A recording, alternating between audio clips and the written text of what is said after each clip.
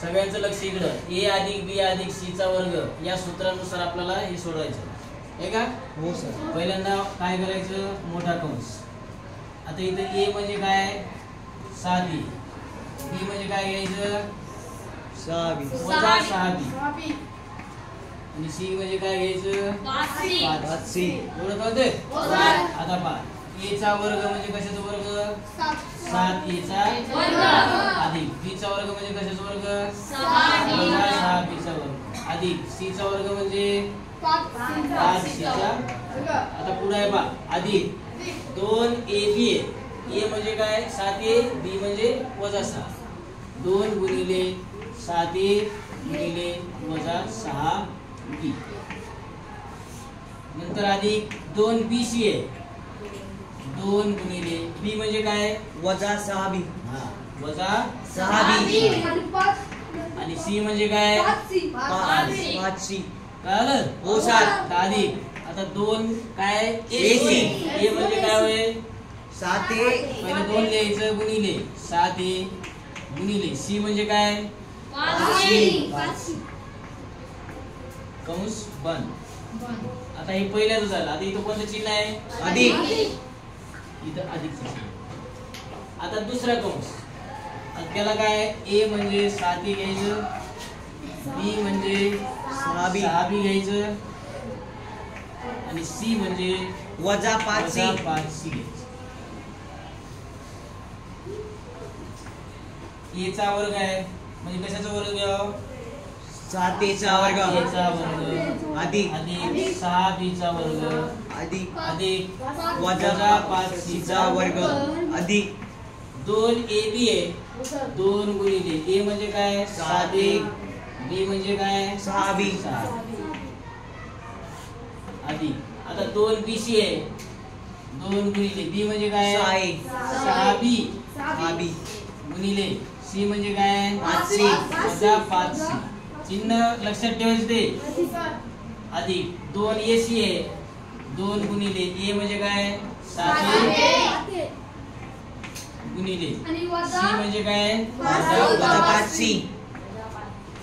कळलं एवढं? हो सर. आता नीट पहा आणि बरोबर चिन्ह द्यायचं. कंस 7 चा वर्ग किती 49. ए चा वर्गाला 6 चा वर्ग किती 36, बी चा वर्ग 5 चा वर्ग किती 25, सी चा वर्ग. आता गुणाकार करताना नीट करायचं. या तिघाचा गुणाकार करायचा आपल्याला. एक वजा चिन्ह दिसतं का नाही? हो सर. म्हणून इथं आठवणीनं वजा चिन्ह द्यायचं. बेसती 14. बेसती 14. 14 चा पाढा 6 परत म्हणा 84.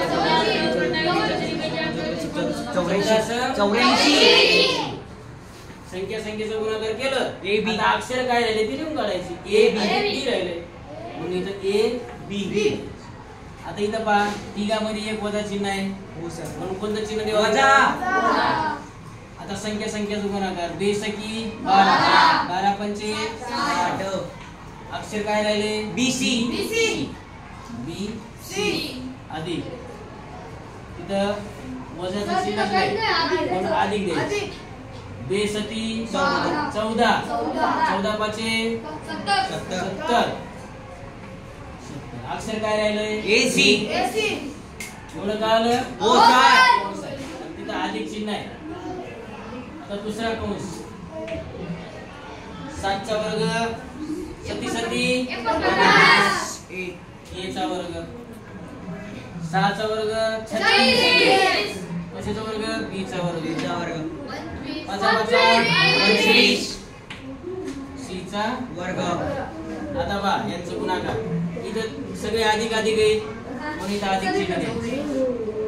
बेसती 14, 14 84.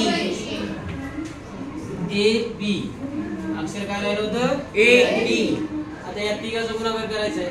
एक वजा चिन्ह आहे. हो सर. कोणतं चिन्ह द्यावं वजा द्यावं. संख्येचा गुणाकार बेसकी 12, 12 पंचे 60. B C.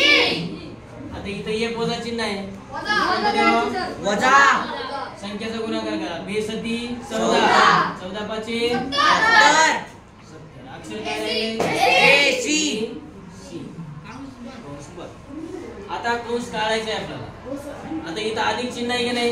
हो सर. मग दुसऱ्या कंसाचे जशीचे तशी चिन्ह लिहायची. पण वजा राहिले काय लक्षात माहिती आहे? वजा राहिल्यानंतर काय करावं लागणार आहे?